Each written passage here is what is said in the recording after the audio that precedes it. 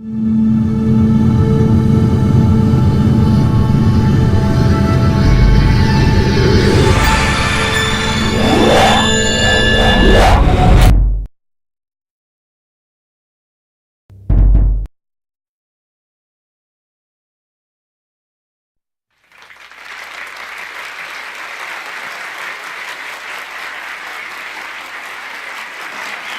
great to be back, guys. So we're going to talk, I know you guys are very excited with Pluto. We have a lot of speakers today.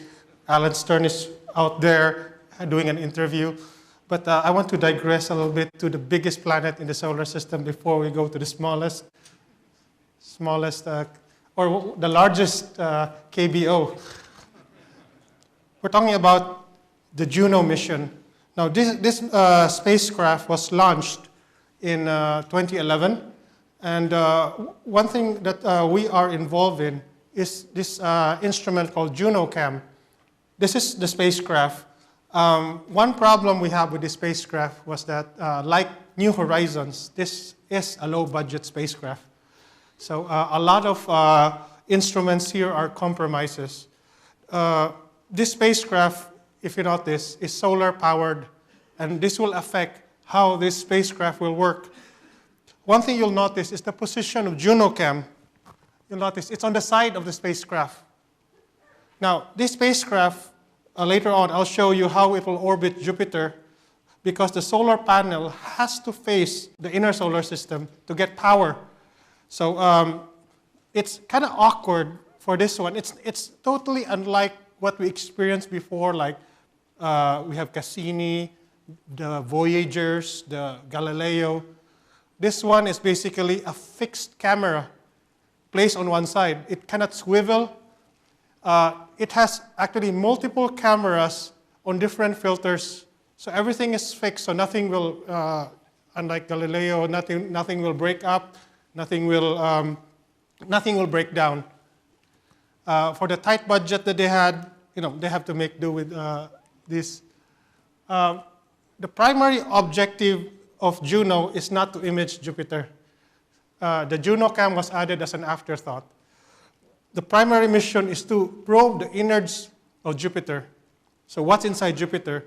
In fact, during the orbits of this spacecraft, majority of the science that's being done by the spacecraft is gravity science, wherein it will use its main instrument, as seen here. You know the gravity science? This thing, it's the high-gain antenna. That's basically what this is. So what it does is that as it orbits around Jupiter, depending on the density of where it's orbiting, it will be tugged by Jupiter. And the Doppler difference, using the high-gain antenna, it will send data to Earth.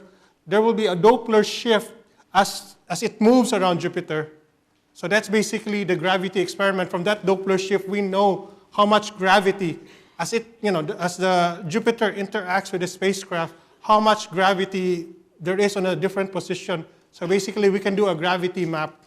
We're basically trying to understand what is inside Jupiter, because, in all honesty, we have absolutely no idea what's going on, what's inside Jupiter. They have this legend or saying in the Indians where they had an elephant and you have 10 blind men trying to describe what the elephant was, and basically that's basically what we know about Jupiter.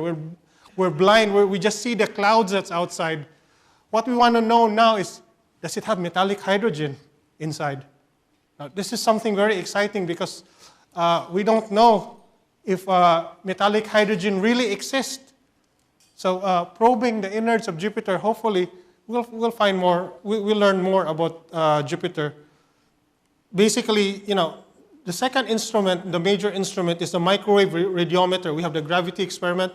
The microwave radiometer is important for us because it is only during the orbit of the microwave radiometer where JunoCam can work, because the position of this instrument is on the same side as the JunoCam. So this instrument will probe deep into the atmosphere of Jupiter, not just the cloud tops that we see right now here on Earth, but what's inside.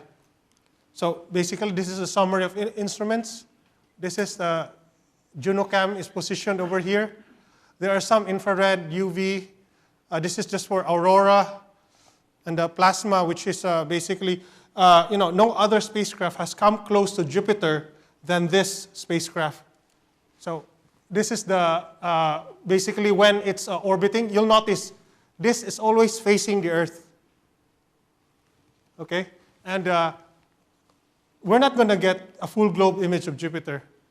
Think of this as you've seen MRO, right? The Mars Reconnaissance Observer, where you have high-resolution images of Mars. Juno Cam holds a similar camera. So we're going to see narrow strips of Jupiter. I was told that for every orbit, it'll take about 1 hour. We have 1 hour of imaging. So it's not a whole thing of Jupiter, just a tiny strip, probably about half the size of the Great Red Spot. So this is a picture of the orbit of Jupiter, of Juno. When it goes inbound, it will go this. It will get very close, in fact, inside the orbit of Io. So it's going to experience intense radiation. This spacecraft isn't going to last long, probably about 1.5 years. After that, we have to dump it into Jupiter. So this is how it'll orbit. So it is in this region over here, we call it the perijove, when JunoCam will do its imaging run. So this is a JunoCam. It uses a Kodak KAI 2020 chip. Unfortunately, because of the nature of getting close to Jupiter, this camera is not going to last long. It's going to die after 8 orbits. But who knows? Because they said that the Mars rover would only last a few weeks or a few months. Then, up to now, opportunity is still running around Mars, so we don't know. So, but right now, the orbits of Juno, or the use of the JunoCam is limited to about 5 orbits. Anyway, I'll explain this later on because I have the schedule here on when JunoCam is active. It uses about the same filters as most of us amateurs use. The R, G, B, IR, and the methane band. It will only activate, as I said earlier, during the orbits where the microwave radio experiment is online. So it is only on those orbits. The JunoCam, as I said, it's just an afterthought. It has no scientific grade. This is just a public camera for public, so that they have something to show to the public. Because just imagine if Juno had no camera and all you'll give to the public are those gravity graphs, everybody's going to be bored to death. No one's going to support sending spacecraft to space anymore. This is different from what you have with Pluto, where every day when you open your computer, you're excited of what new image has come down. This one is basically blind, except for the few moments when this camera is active. Now, how can you support Juno? There's a website. Please write this down. This is the website. There are 4 ways the public or amateur astronomers can support Juno. First of all, there's image, discuss, we vote, and we process. So these 4, we're going to talk about each of them. Of course, the first thing you should do is you have to sign up. One thing about NASA being a government organization, everything is anonymous. So you have an alias. They give you an alias, so that will be what you will be for the whole duration. So the first thing you do is you sign up an account. It's quite easy. It's simple. It's even easier than signing up for Facebook. Then you image. I know a lot of you here image planets. Last year I gave a talk on how to image. Now we really need you. Why do we need imagers? As I said earlier, Juno is just going to give you strips. In other words, most of the professional astronomers will have no idea what they're looking at. They need a big picture. So a lot of amateurs right now can do high-quality imaging with their ordinary amateur instruments. We need a full globe support for this, because for every if an individual, when he images Jupiter, probably he'll have a window of 2 to 3 hours. That'll cover probably about 25 to 30% of Jupiter. We need 100% coverage. So we need more imagers all over the world to image Jupiter so we can decide where to point the camera. The image that we would request is first RGB, color images. An important filter is the methane band. This is a sample of a methane band image over here.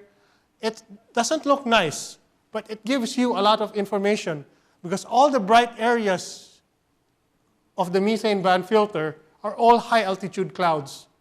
Whenever there's an outbreak in Jupiter, or example, there's a huge asteroid that suddenly crashes into Jupiter and there are debris there, these will be bright in methane band. So this filter is very important. Then you have the IR pass filter, which you can also get in, as part of your collection, imaging collection. When you upload the image, make sure that it's, these are the only 3 formats that will be accepted by this website. So it has to be in FITS, TIFF, or PNG. So no JPEGs. So they want the whole uncompressed data. And of course, they want the date and the time on this format. Or else, when you try to upload, it will just spit it out. So one of the important software that is being used for this mission or for the support of JunoCam is WinJupos. This is a free software. One important part of this software is the ephemerides. Now, using the ephemerides, you will know where in Jupiter you will be imaging on that night you will be imaging. So it's very important that you use this so you have an idea on what part of Jupiter you will be imaging. Of course, for those of you who are imagers, you know that this software is also used for gerotation, image measurement, to see for each feature where the objects are, the longitude, the latitude in Jupiter. So this is the upload screen for the Juno Cam. So you'll notice everything is there.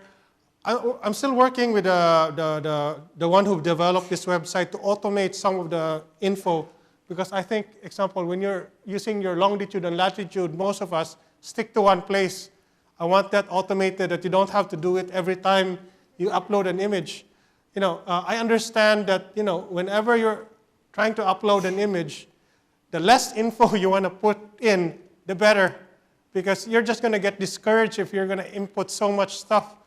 In this case, when you input your file name, the reason why we had a convention earlier is because when you save on this format, the date and the time will be up automatically here. So I just we'll be working on it. Right now, actually, we're not yet finalized on everything. We're just preparing everything until, this will be live probably 2 months before JunoCam goes online and starts imaging. But right now, you can actually upload your data now, so we can know what's going on with Jupiter. You might ask, why do they need amateurs? Why don't they just use big telescopes? Unfortunately, it's difficult to get telescope time. Even to get Hubble time, it's not that easy. In the pecking order of things, planetary science is on the bottom, unfortunately. But it's also one of the most exciting parts of astronomy. So we rarely get Hubble time or observatory time to image planets. So since amateurs are more eager to contribute on this, and most of us do it because we love it, so we get far more coverage than normal than if we were to rely with professional observatories. So the next part is, of course, discussion. So there will be a forum in that website the public, professional astronomers, and imagers, amateur imagers will discuss about Jupiter, what's going on, what features will be interesting. This isn't online yet. You see these circles over here? During the time when this site will be live, the discussion, the voting area, this is what we will be voting on. So these are the probable sites where the spacecraft, right now we have actually no idea where the spacecraft will point when it reaches Jupiter.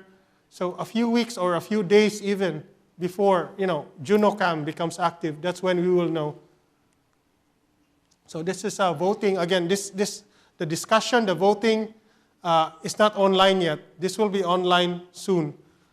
So this is the areas like, it's going to propose different areas on Jupiter where Juno Cam can point.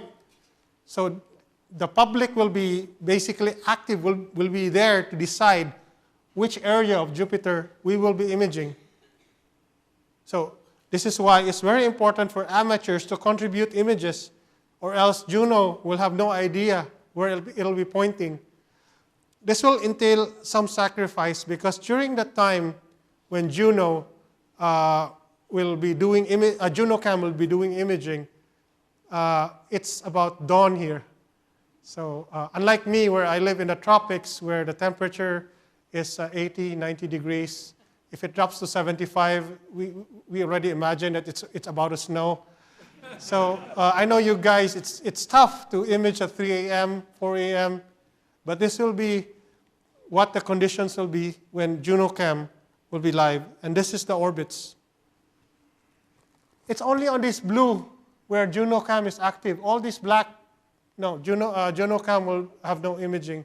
In fact, if you notice, at orbit 8, this will be the last orbit of JunoCam, where it is expected to survive. After that, it's dead. So if you can write this down, so these are the dates. These are the only dates where JunoCam will be doing science, will be imaging. For every orbit, JunoCam will have, it's only allocated 40 meg of data. It's not a lot, 40 megabytes of data. Some of you have one image using 40 megabytes, but out there in space, they have allocations. Unlike New Horizons, where right now it's still sending data here to Earth, we have a limited time to send data with Juno because, as I said earlier, after orbit 34, this is actually the orbit, which means that the spacecraft is going to crash into Jupiter.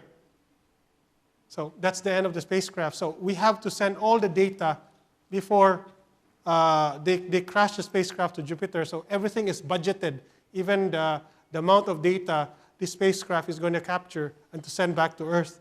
Everything is on budget. So these are the dates: November 10, December 2, December 13, Christmas Eve, and January 4.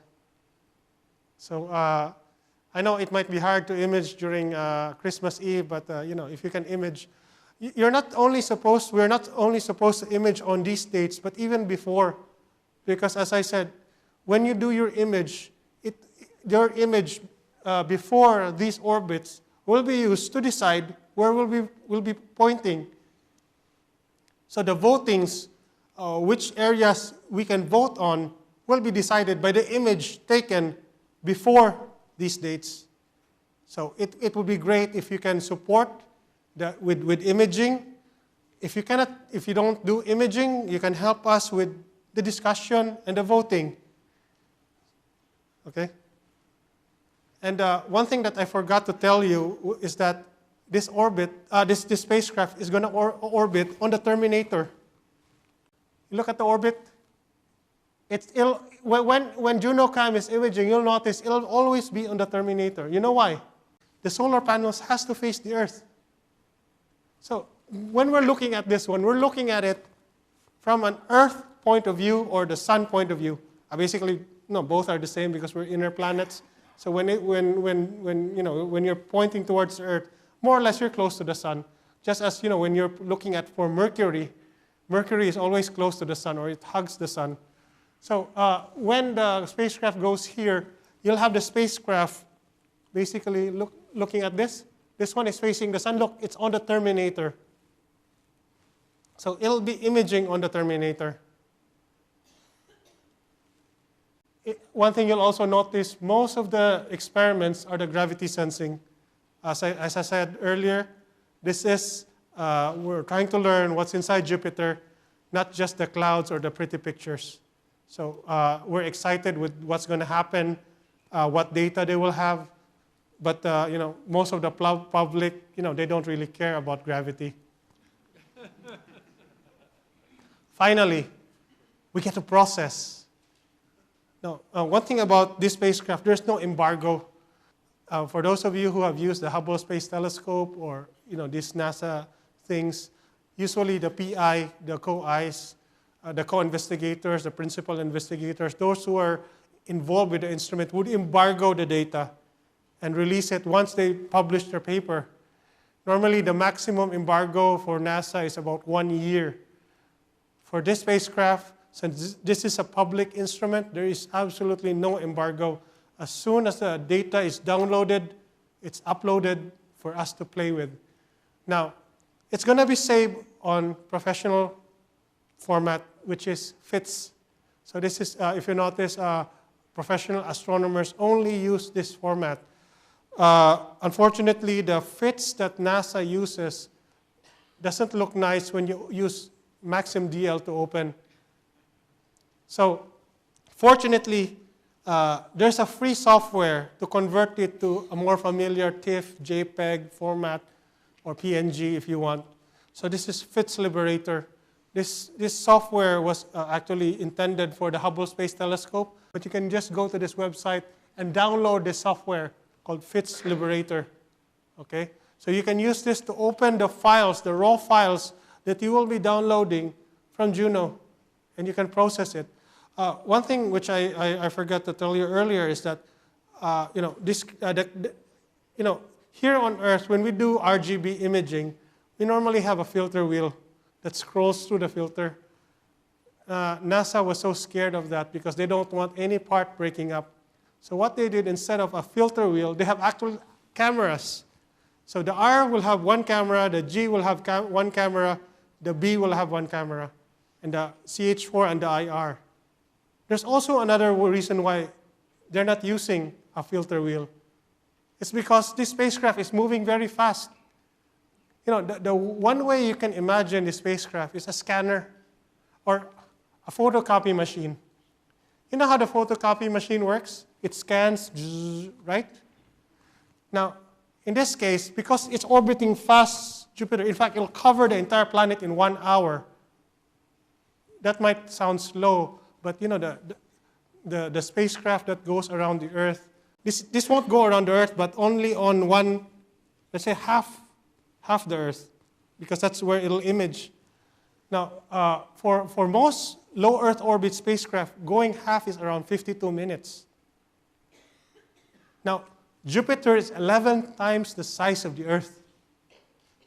So you can imagine how big this planet is and how fast Juno is moving as it goes. When it completes this, it'll complete it in just 1 hour.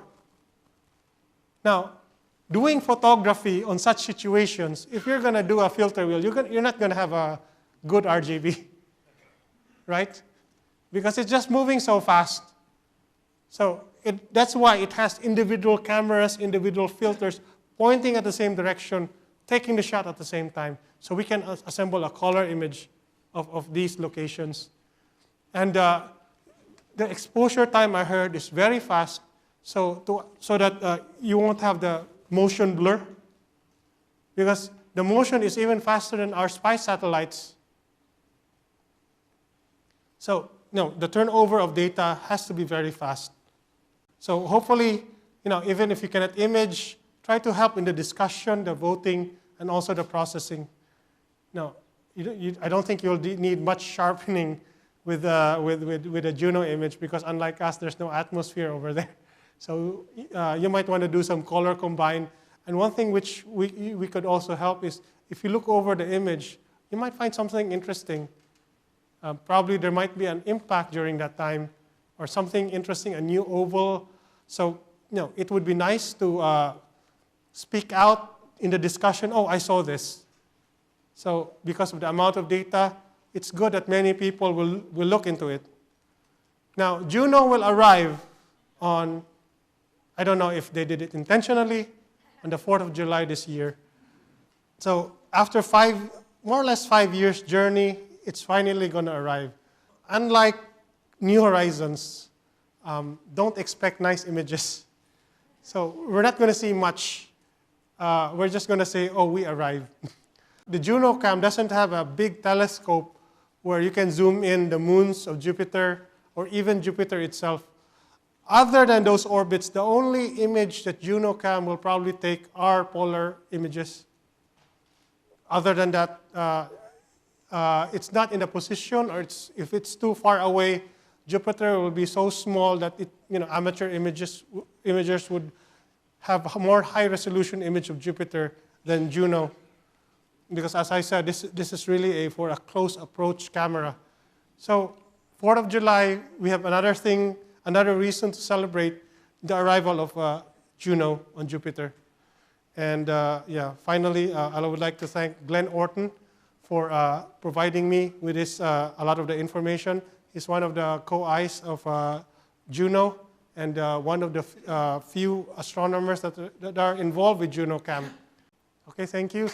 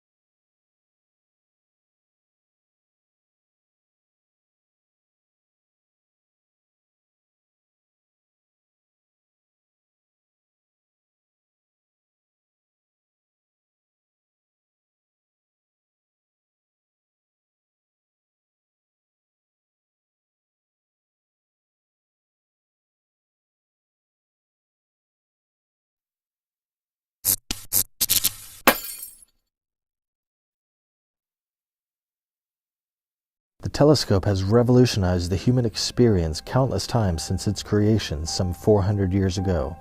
Celestron is doing our part to continue the evolution of the telescope and expand the horizons of the human mind. For decades, Celestron has been committed to providing individuals with high-quality telescopes and optical instruments at affordable prices. We strive to clear the way for intellectually curious people around the globe to experience and explore deeper into nature and the cosmos. When I think of Celestron, I automatically think of the people. To me, a company is people. We have people that are passionate about what they do, and we have extremely talented individuals that work for this company. And I think it takes those intangibles to create great product. Founded in 1960 in Los Angeles, California, Celestron has been an industry leader in telescopes for over 50 years. As the world's largest telescope brand, we continue to develop technological innovations that set the pace of the industry. Celestron is synonymous with inspired design and state-of-the-art technologies. As an industry leader, we strive to remain the world's most innovative telescope brand. As a rapidly growing outdoors company, Celestron focuses on products that enhance the exploration of the great outdoors. As a champion of STEM education and the arts, we pursue the advancement of public scientific understanding. Our long-standing track record supporting astronomy, education, and outdoor-related nonprofits across the globe speaks to the values we hold dear. Celestron is committed to encouraging the exploration of our natural world in fun and unique ways. There's like a lifetime of good memories at Celestron. It's probably one of our star parties. I'd say probably at the Badlands, when we had in the middle of nowhere a crowd of hundreds of kids coming off of school buses coming up and observing the sun for the very first time through a telescope.